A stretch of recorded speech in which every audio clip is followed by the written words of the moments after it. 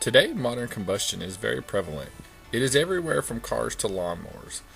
But it did not used to be that way. We get around with such ease and versatility that no matter how old you are, you recognize that millions of people do this without paying attention.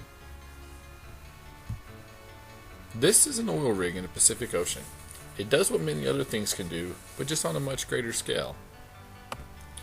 Once the oil has been drilled, it is contained in oil barrels and taken to the refinery.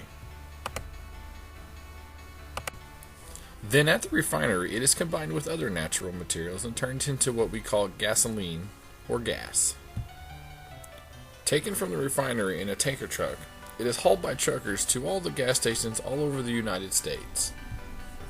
Once it gets to the gas stations, that's when it becomes available for our personal use. You probably have noticed that gas stations are kind of like McDonald's. There's one on about every other corner.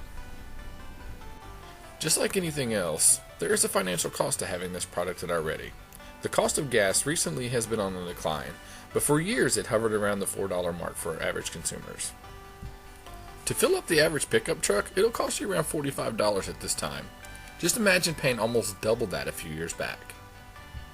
Considering that the average truck holds up to 22 gallons of gas, it's hard to believe that most Americans at this time would spend a full day's pay just to fill up their automobile. These pump styles kind of give you an idea of what it took back then to fill up your truck.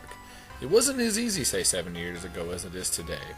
The gas stations were farther apart, and you had to plan for that. The late model truck, like this Ford shown here, has some of the most up-to-date modern combustion components in it. This is a Lariat 4.8 liter V8 motor that only Ford makes. Many competitors have adopted different versions of this, but Ford still is the standard bearer. With the turn of a key, we can make this complex machine simply start and do what we need it to do. And with the simple push of a pedal, you can hear the RPMs, or the rotations per minute of the motor. To visualize this, you will have on your dash a tachometer, something that will let you register the RPMs of the motor. These are called pistons. Pistons are put into motion by the combustion of the motor, called firing. This moves the pistons up and down. Not to be confused with these pistons, who seem to be always down. From the motion of the pistons, that in turn will make the crankshaft turn inside the motor that is connected to the pistons. Now connected to the crankshaft via a flywheel is the drive shaft. This will propel the truck in either a forward or reverse motion, giving you from the pedal to the rear wheel a way to move the truck.